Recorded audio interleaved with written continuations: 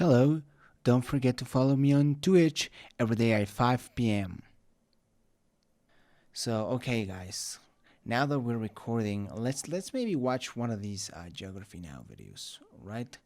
Let's watch the South Sudan. I mean, if you allow me some criticism, and sorry I have to repeat this because I wasn't recording, but in my opinion, these videos have gone really long, like 30 minutes. That's long though. It works on the oversimplified videos, in my opinion, and you gotta remember this is just the opinion of some random asshole on the internet, because the oversimplified videos are very, like the name suggests, oversimplified, right? You go there for comedy purposes. That's why they get dozens of millions of views. This ones, on the other hand, they have comedic moments, obviously, but they're not comedy videos. So, and they're very packed with information. Literally, it's the summary of an entire country. So I feel like 30 minutes is too long. I feel like the 20 to 18 minute mark was perfect for these videos. 30, I think, is just like a little bit too much. So I'm going to try to avoid as much commenting as possible so we can both watch and learn a little bit about the Geography Now video. Oh, now they do chapters, which is good. And yeah, let's start watching South Sudan. I don't know much other than it's the newest country in the world, and unfortunately, a lot of the things you learn about South Sudan are not good. I don't want to mention it because we all know it's a country with a lot of problems. But I'm wish on this video we're gonna learn a lot of the great parts that South Sudan has given or to give to humanity. So without further ado, let's start doing it. Well, this is it. Now that the Sudan episode has been done, we reach our last and final twin country. Born in 2011, this is the newest country on Earth. It all begins with some very tall people in a very large swamp. It's time to learn geography. No! Hey everybody, get a Geography Now mug at geographynow.com. It's not selling out if it's your merch. Oh, and speaking of which, these shirts are made from unityshirtshop.com. Thank you, Ruba, from the Sudan episode for making these. If you'd like one of these, support Ruba's business at unityshirtshop.com. Now, South Sudan is not your typical African country. Everything from the physical makeup of the land to the people are completely distinguishable. And speaking of people, as you know, one thing we love to do on this show is have people from the country in the country episodes. So say hi to Geography Peeps, Akan, and Hello. How you guys doing? Great. What are some things you think absolutely everybody must know about South Sudan? Very quickly, what do you think? Well, South Sudan is home of the most melanated and lengthy people on the planet. The food, great, natural, amazing. There's so much we got to cover in this episode, right? Yes. Oh my God. All right, well, let's do it. So as the newest country on Earth, obviously boundaries and borders had to be established. But even then, things still got... Guys, if you don't mind, and I hope that you don't mind, I'm gonna set the stream, or sorry, I'm gonna set the speed of the video to 125, just so it's not as long for us. There we go. A little tricky. Let's explain in the animation. First of all, the country is landlocked within East Central Africa, surrounded by 6 other countries, and has 3 disputed areas and 1 condominium. The first dispute lies within the Kafia Kingi salient, which technically belongs to them on paper according to the comprehensive peace agreement that they signed with Sudan. Sudanese forces are still mostly in control as it acts as a biosphere reserve for the Radom National Park. Fun fact, warlord Joseph Kony is speculated to be hiding here. Moving on, the border with Uganda also has some border dilemma. Wasn't Coney dead? I mean, that's so 2012 though, but I didn't know he was still alive. I thought he was either imprisoned or dead, but if he said so... Especially around the town of Moyo. Historically, the borders were never really properly demarcated, so they just kind of left... That's so 2012, isn't it? I mean, y'all remember those good times? The first YouTube Rewind happened in 2012. That was a big year for YouTube, and it kind of started the old school, new school... YouTube school that it would change forever how YouTube would be, but Those were the good times. Those were the times where I actually started watching it. Left it up to the peoples in the area to figure it Just so out. you know. Finally, they have the Alemi Triangle. Long story short, this area at the tri-point of Ethiopia and Kenya is under de facto Kenyan control, but claimed by South Sudan, as it had to do with confusing borders that were drawn and redrawn during British imperial years. If South Sudan were to come into control of this area, it would give them the most narrowest passage, only a few meters wide, to Lake Turkana, but alas, Kenya has de facto control. Otherwise, they share the Abyei condominium with Sudan, which means both countries have joint control over it, as agreed upon after independence. Moving on, the country is divided into 10 states, 2 administrative areas, and of course, the special administrative area of Abyei. Aw, this state is called Unity, and this one's called Lakes. The 2 administrative areas are Pibor and Ruweng, which act as zones that have a slightly different status due to various compromises made with inhabiting ethnic groups. In any case, the capital and largest city is Juba, located in the southern part of the country. Here you can also find the largest and busiest airport, Juba International, which serves as the main hub for any foreign visits to the country. From there, the second largest city would be Bor, located about 100 miles or 160 kilometers north of Juba in the Jonglei state. However, the second busiest airport is actually located in the 5th largest city, Malakal, located in the north and eastern Nile state. With the exception of the inner city roads and one highway between Juba and Nimule on the border with Uganda, nearly all the rest of the roads of South Sudan are unpaved gravel roads. Finally, the country has only one railway that connects them to Sudan from the city of Wau in the northwest to the city of Bab Nusa in Sudan. The line was heavily destroyed during the Civil War, but rehabilitated with UN funds and reopened in 2010. Keep in mind, the states are often bunched into 3 historical provinces that many people might refer to if you ask them. They are Barkazal, Equatoria, and Greater Upper Nile. Also, Juba isn't even that old. It actually started as a trading post made by Greek settlers in the 1920s. And speaking of condominiums, South Sudan used to belong to the Greek largest one settlers. ever made, the Anglo-Egyptian condominium. In fact, South Sudan was kind of triple colonized. It was like... Look, Egypt, technically run by an Albanian guy under the Ottoman Empire. You and I are both powerful people. Let's say we team up and we control pretty much the whole Nile. Okay, so we're not part of the British anymore, but I'm still in charge of you. Okay, I'm not part of Egypt anymore, but I'm still in charge of you. Okay, we had 2 civil wars after giving you autonomy. Clearly, we can't stick as one. Here's your independence. Yeah, okay, thanks. Oh, and also you can't use our oil pipes. What? Yeah, that's an incredibly condensed version of yeah, I triple mean, colonized. talk about independence. I've heard a lot about this. For example, Guatemala, it had independence from Mexico, which in itself had... No, sorry. Independence from the Republic of Central America, independence from Mexico, and independence from Spain. So that's a long line of independences. Texas, for example, same thing, right? Spain, Mexico, Texas.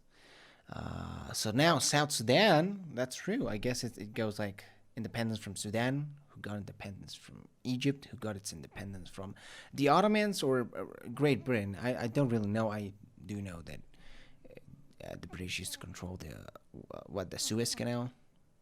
You get the point. Now, the thing about South Sudan is that even though cities are growing, they still have one of the most rural, dispersed populations on Earth. So obviously, due to this interesting layout, getting around in South Sudan is quite different from most places. For example, they have like an app that's kind of like Uber. It's called Shilu Ana. What do you guys know about getting around in South Sudan? Like, I visited a couple years ago. There's no, like, direct way or direct direction of how to get around. Every man for themselves. Good luck. Oh, also, Yamal, you wanted to mention a cool place. What was it? We can't forget Nasser. That is the city where my family is from, my parents. So shout out to Nasser. What ethnic group is from there? Nuer. So if you want to learn about the Nuer people. Oh, and Akan, you said something about hotels in South Sudan. What was it about? So when I went to South Sudan, I realized that a lot of people lived in hotels, and those are people that have the means, the money. Otherwise, people lived in like huts and places with no electricity. So it's kind of like if you got the money, you go for a hotel. Exactly. In addition, there's so many cool nature spots of South Sudan, and that just, I guess that brings us on to the next segment. Now, here's the thing. Yes, South Sudan usually punctuates its reign on the poorest countries by nominal GDP list. And yes, statistically, the majority of the population, especially in rural areas, don't have. What is this? Less than 10% have regular access to utilities like electricity and running water. Wow, that's unbelievable, especially when you consider how far we've come in terms of global poverty. It's crazy. That's a high percentage, 10%. Sorry, that's a very low percentage, like very low. Especially for things like electricity and running water. It just makes you think, you know, I was just complaining about how fast my internet was, and here less than 1 in 10 citizens have electricity and water. You know, one of the most basic, probably the most 2 basic amenities or utilities to have. So very sad, very sad. But I can't wait for them to show us the natural beauty and the Regular beauty of access the to people. certain utilities. But the funny thing is, by all means, it's a nation with lots of potential to flourish. But it's just, the political atmosphere always kind of gets in the way. The politicians, everything just, Yeah. The good news is the dust is now just starting to settle. And there's a lot of promising recovery work happening. First, let's explain the physical layout. Now, from the globe, you can tell that South Sudan's domain lies just below the Sahara in the beginning of the lush green belt of Africa. This means the majority of the country is lush, with tropical grasslands and savannas and forests. This is partially due to the Ironstone Plateau on the west side of the country, a slightly elevated region about 800 to 1,000 meters above sea level that gets copious amounts of rain that inevitably flush into the Barkazal region. The only places of noticeable arid landscape would be the far north Upper Nile salient area on the border with Sudan, and the far southeastern corner on the Alemi Triangle with Kenya and Ethiopia. All the lush greenery is fed by the longest and most important river of the nation, the White Nile. The thing is, the White Nile isn't even easily traceable due to the fact that it feeds through the largest freshwater wetland in the Nile Basin, the massive and famous Sud. At some point past the town of Malakal, the White Nile just kind of thins out and flattens into all the Ironstone Plateau runoff, creating an incredibly massive swamp with an impossibly complicated maze of disjointed tributaries that sometimes dead end, dry up, or cut off into oxbow lakes. This is where it gets its name from, the Sud being Arabic for barrier or obstruction. In ancient times, the Egyptians couldn't get past this maze, and neither could the Romans. Many sources will just claim that the Sud swamp is considered the largest inland body of water in itself, since it's too difficult to measure the constantly fluctuating levels of water in dry and wet seasons. However, I kind of wanted to be a little bit more thorough and see if there were any actual lakes of substantial volume, and I believe this one, near the 7-degree latitude, 30-degree longitude line, near the village of Genglil, is the largest of all the river lakes. All these waters, though, eventually meet up in the south, where the highest elevations are in the Imatong Mountains near Uganda, and it is also here where you can find the tallest peak of the nation, Mount Kinyeti, at about 3,200 meters high. Yeah, water is almost overly abundant in South Sudan, and the people here are kind of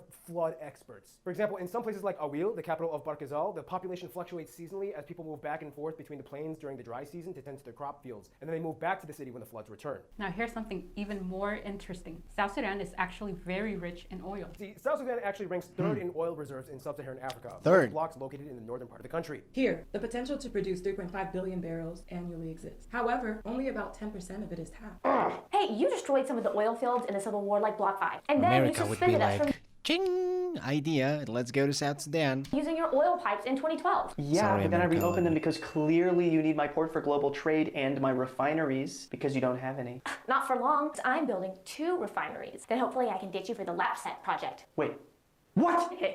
Oh, you little. Yeah, as of 2021, the Ministry of Petroleum started their first rounds of investment bidding for oil licensing, and currently they are trying to invest in connecting a pipeline to Lamu Port in Kenya. But it will take some time, and it has to work out perfectly. Nonetheless, much of the economic progress was hindered in the decade following independence. For now, South Sudan still currently has one of the most underdeveloped economies with the highest aid dependency on earth. They even import much of their food from neighboring Uganda and Kenya, which is weird because the World Food Program estimates that about 90% of their country is arable, yet only about 5% is cultivated. Regardless of the low GDP statistics, they don't seem to have many problems with food insecurity. Due to the highly fertile lands, most people have access to their own subsistence crops, and they have one of the largest population of pastoralists in the world. In fact, there are more cattle in the country than people. Speaking of cattle, let's move on to the wildlife section with Gary Harlow to explain. Hey everybody, so yeah, Caleb aka Gary Harlow was gonna film this, but his wife is incredibly pregnant. She could be giving birth like right now as we speak. So I'm gonna fill in. 6 national parks, 11 Kudos to nature him. reserves, all taking up about 15% of their entire landmass. Thanks to the low density of human population, they have the 2nd largest mammal migration on Earth. About 900 species of birds can be found here, including the unique looking shoebill bird, because its bill looks like a shoe. Look at him. But if you're lucky, you can see the national animal, the African fish eagle. South Sudan is a refuge for some incredibly rare species, such as Grevy's zebra, the largest of all the zebras, and the African wild dog. Of course, with lots of rivers and water bodies, you can find lots of fish, such as the beachir fish. It's a lungfish, it can partially breathe on land and crawl up with its pectoral fins. In fact, it's often said that fish in South Sudan live long and die old because people don't eat fish that much in South Sudan. They're more focused on livestock. You could potentially catch a huge tilapia, perch, or catfish like the size of you in their rivers or waters. So that's pretty much all I got here. Caleb, can't wait to see your kid. Have a good one.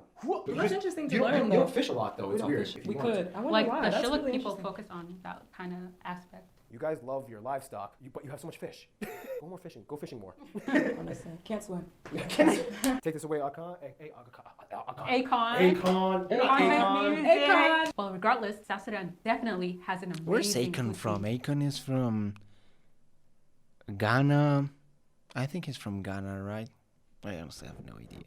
that is very underrated. To explain more, here's Fala. To be honest, we have a lot of cuisines, but let me just pick some of them. We have asida and we have a kisra that was inherited from the north. We have manyakelo, we have a kop, we have walwal. And the good thing of walwal, you use it with tum. Coming to the Equatorias, there is a gwede, there is samagarubutu, there is ocholamero, dodo, janga janga, and also breweries is part of our life. We do have a kwete, we have kenyimur, we have guntok. We love food. We offer food to you when you come to us. We eat when we are at the funeral. We eat when we are, if you have an event without food, nobody's going to like speak good about it. There ain't no event if there's no food, right? I mean, yeah. When I posted the India episode and I said, I don't know if there's a lot of Indian restaurants. People were I think there was someone who typed on a comment the location of a Indian restaurant in Mexico City. So if you know a restaurant of African food in Mexico City, or maybe you visited Cancun, Tijuana, whatever the city that you visited, I love to try it because, like I said, I have very little knowledge on African food, but of course, South Sudanese food. I mean, there's not a lot of African people in Mexico. Fala, fun fact, if you order a combo with a drink and fries, you'll get a combo. No, you have to let go. Actually, slap you? Yes. Yeah, slap him. Your mom's best dish that she can make. Go. Cook. Ooh, easily cook. Go. The best that I would choose is mula kudra, and people come together and you all share. Everything's kind of communal when you eat, right? Right. It's weird to eat alone. Yes. If you're cooking, you have to cook for everybody in the house. Yes. In any case, like the food, the people of South Sudan come in so many different groups and styles. Let's talk about that now in... All right, so Yamal, Akan, what do you think it means to be South Sudanese? What is a South Sudanese person? Knowing a lot about yourself. And naturally, we're very spiritual people. So we believe in the power of your words. We believe in community. We believe in family. And adding on to what Yamal said, being By South the Sudanese. way, these two ladies speak an enviable English, you know. They put the people in Spain to shame, on the Spain episode to shame, you know. They speak English on point. I wish I had that very neutral accent, but I don't. Means that you... So what do you think? What do you think about my accent? Do you think it's very thick? Do you think it's very subtle? Or maybe a mixture of both? What do you think? How rate? You know, you can do that. You can rate my English. You have like an ambition to be something greater than the place that you come from. Cheers for South Sudanese people. All right. Well, okay, so within South Sudan, there are tons of tribes and clans and ethnic groups. The vast majority, though, belong to one of the most distinct people groups on the planet, the Nilotes. We'll talk about them in a bit, but first, the graph. First of all, the country has a population of about 11 million people, with over 60 tribes or ethnic groups, and about half of the population is 18 or under. Within these various groups, the vast majority, at over 90%, some say up to 95%, are of the Nilotic branch, whereas the remaining population is mostly Niger-Congo groups, sometimes falling under the alternate Bantu title. Within these groups, a few stick out as the larger, more predominant communities. The Dinka are the largest at somewhere around 35% of the population, the next being the Nuer at about 16%. And from there, it's kind of debatable on which one comes in third, as statistical data is usually difficult to get exact estimates, but each of the three tribes, the Shilluk, Bari, and the Niger-Congo Bantu group, the Azande, all have very similar populations and take up about 5% each. From there, the rest of the population is made up of the remaining 55 or so tribal and ethnic groups, usually ranging anywhere between a couple thousand to less than 100,000 each in population.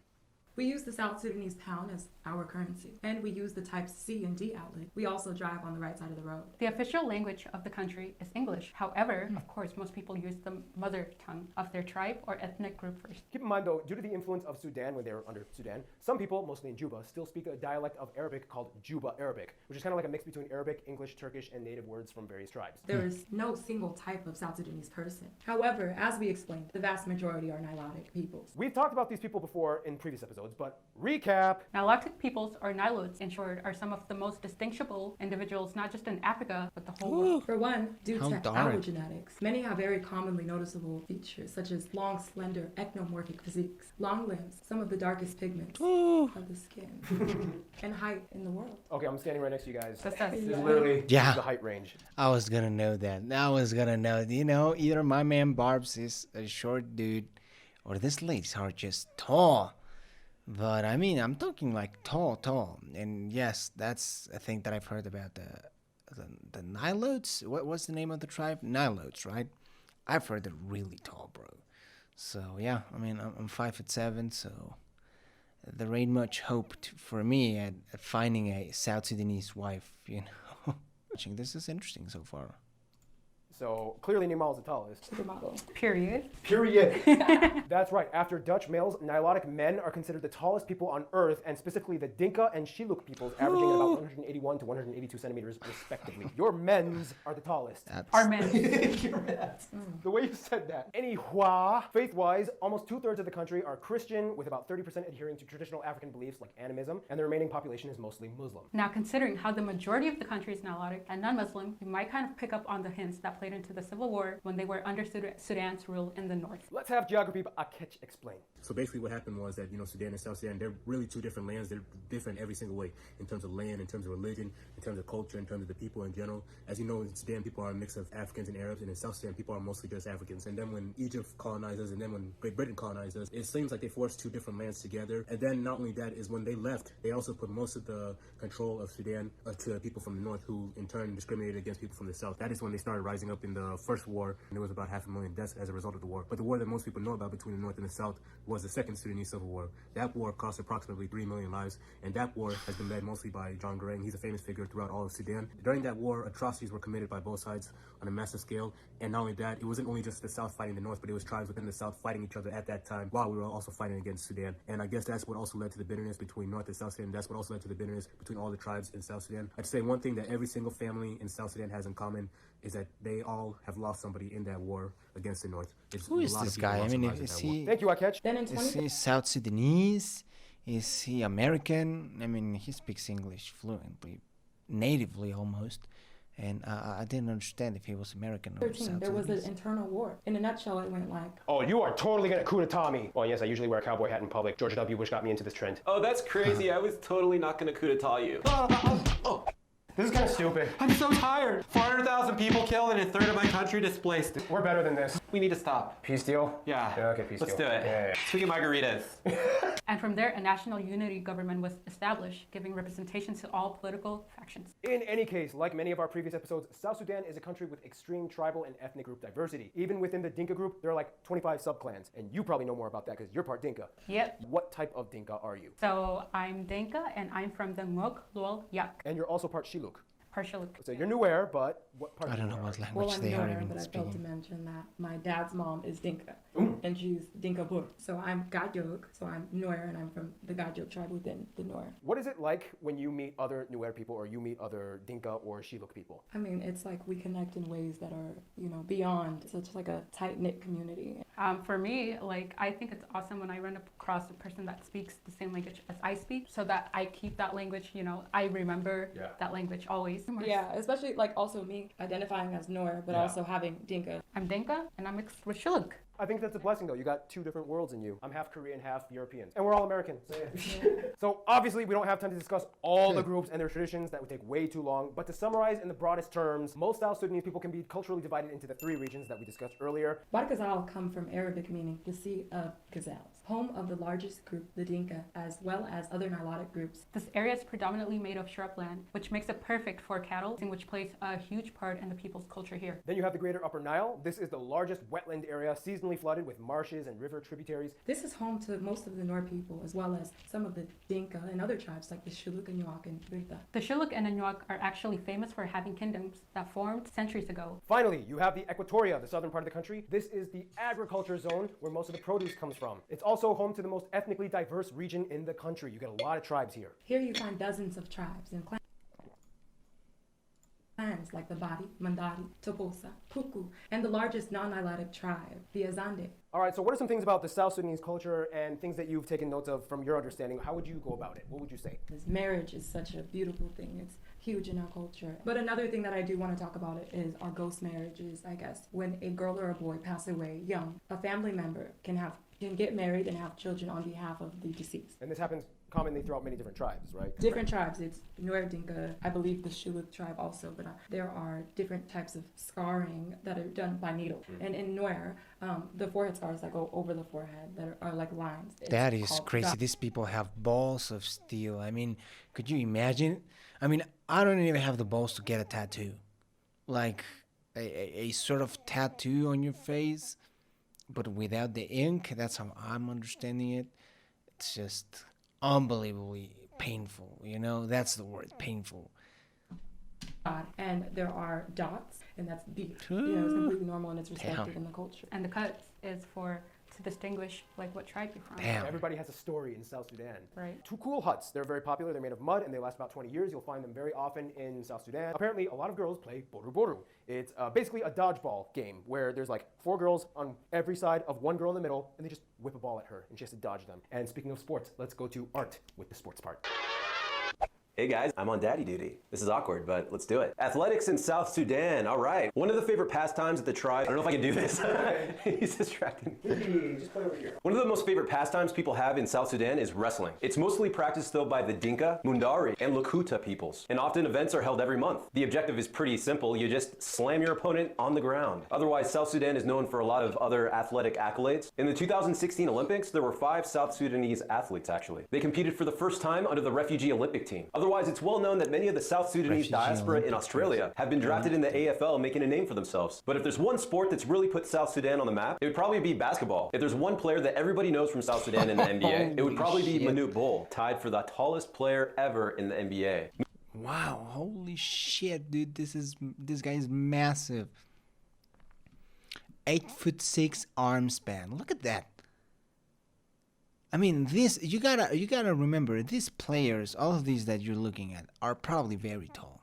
They're probably some of the tallest men in the planet, in the world, or at least in the U.S. This guy is much taller. I mean, it makes them look like high schoolers, dude. Wow.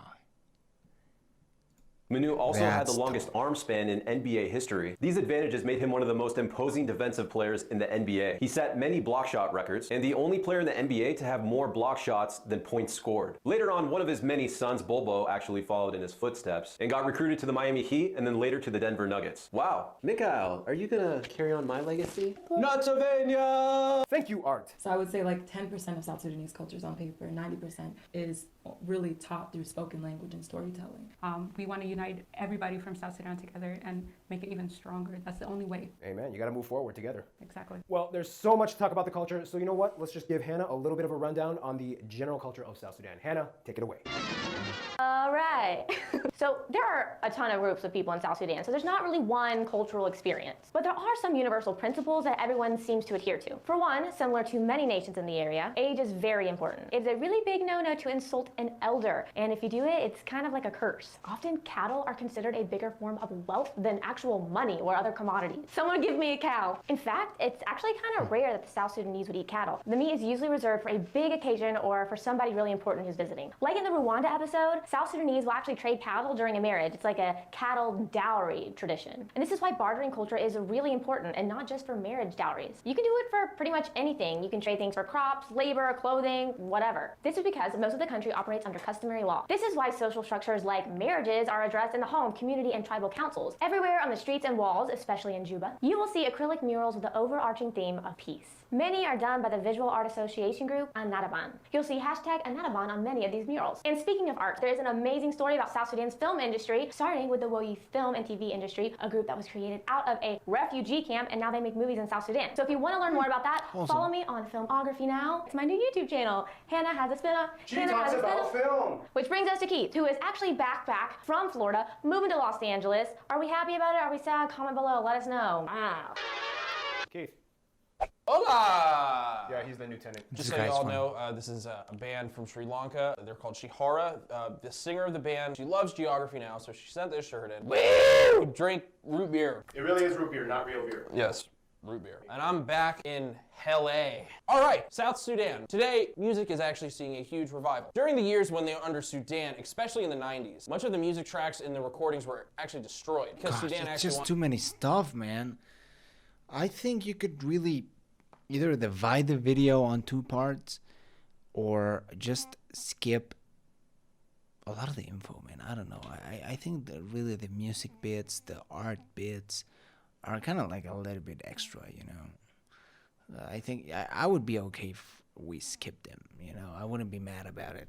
Wanted to promote their propaganda. During that time, though, there was an underground movement that sidestepped the government restrictions. South Sudanese artists would intentionally mix different languages and music styles to be able to covertly hide their meanings of their songs, and in 2005, these artists collaborated. This moment sparked a cultural milestone. From then, many notable artists have come out like these people. Even this one's known about making a song about big butts. I got one of those. I look forward to seeing many great artists in the future. If you know any more, write in the comments below. Oh, before I go, if you guys remember the South Africa episode, I talked about a song called Doof Doof by an artist named Synth Peter. He's got nominated to win essentially what is a Grammy Award for South Africa. Cheers to you guys. I'm Keith, the real Florida man. Thank you, Keith. All right, and with that, it's time to move on to our last segment, the Friends of South Sudan. Let's go. So South Sudan might be a new nation, but some of our diplomatic relationships go back thousands of years. So with South Sudan, upon their independence, many countries immediately decided to recognize them, including all members of the United Security Council, followed by admittance into many IGOs, such as the African Union, the East African Community, and weirdly enough, even the Arab League. However, there is currently a strong opposition to membership, since there is only a small Arab-speaking community, and also it kind of reminds them of their past. So, yeah. The first country to recognize them, obviously, was their former ruler, Sudan. Today, relations with Sudan is kind of, interesting. Obviously, the war still has lasting ramifications on the way that they perceive Sudan today, and usually it's not the most favorable view, but more like a, let's just not talk about it and move on. But hey, good luck, which is where the new stuff comes in. As mentioned, the US and UK are the largest donors of aid to South Sudan, and also hold the largest communities of South Sudanese people in diaspora outside of Africa, followed by Canada and Australia, most of whom as refugees during war times. In addition, South Sudan also applied to become a member of the Commonwealth of Nations. Speaking of which, India and Bangladesh have been key figures in their internal development affairs. In fact, the first ever state visit from a president happened in 2015, as Salva Kiir met up with Narendra Modi during the India-Africa Forum Summit. Bangladesh also had a hand, as the Bangladesh Army Engineering Contingent was deployed to help construct and repair roadways post-war. Today, high-level delegates have also been sent to explore future investment opportunities, mostly in the agricultural field. When it comes to their closest friends, however, most South Sudanese people I have talked to will either say one of three East African nations, Ethiopia, Kenya, or Uganda. In addition to sharing some of the tribal overlap over the borders, all three of these nations took in the most refugees during war times, and many of the diaspora spent their whole lives generationally within them. Ethiopia played a huge role in helping with negotiations during the South Sudan Civil War in 2013, and peace agreements were signed here as well. In addition, Ethiopia always has their eye on South Sudan, as they are Nile River nations that have a huge impact on anything that eventually flows back up to Egypt. Kenya was one of the strongest supporters of their independence. Like Ethiopia, they acted as a mediator during conflict with Sudan, as the Machakos Protocol was signed here in 2002, creating a ceasefire. However, after that, they were always leaning with South Sudan all the way up to their independence in 2011. In addition, Kenya provides much of the financial services and commercial banks to South Sudan, and imports much of their wood, and as mentioned before, is currently working on constructing pipelines to assist their oil industry, giving them access to the Indian Ocean. Uganda also helped much during conflict years, and since then has become their largest import partner. South Sudan prefers to buy Ugandan produce more than any other nation, and a railway is currently underway to assist furthering trade. In addition, they have a very strong educational exchange, as many students study abroad in Uganda and complete their undergraduate or graduate studies here or in Kenya. Also, Uganda and Kenya send the most teachers over to South Sudan to assist their shortage in the profession. Overall, together, these three countries are usually the go-to people for South Sudan that they can depend on, and probably will for the foreseeable future. So, in conclusion, I'm going to give it to you. We come from such a beautiful country, with beautiful culture, with so much diversity within just one country. I'd also like to add on that in South Sudan, we need people that are interested or that want to make change. The only way to build the future is from the youth. My favorite thing about South Sudan is everyone is so united. It's like when you walk outside, everyone is your family. It just, everyone feels like home. It all feels like home. Thank you too. It's been awesome having you in the episode. Thank you so much for just sharing what you wanted to share about South Sudan. And with that, the next episode is going to be Suriname. Stay tuned. And we are done. That was wholesome. That was really good. I really enjoyed this episode of Geography Now. Hey, we've got a couple of viewers. But yeah, South Sudan, a wholesome country.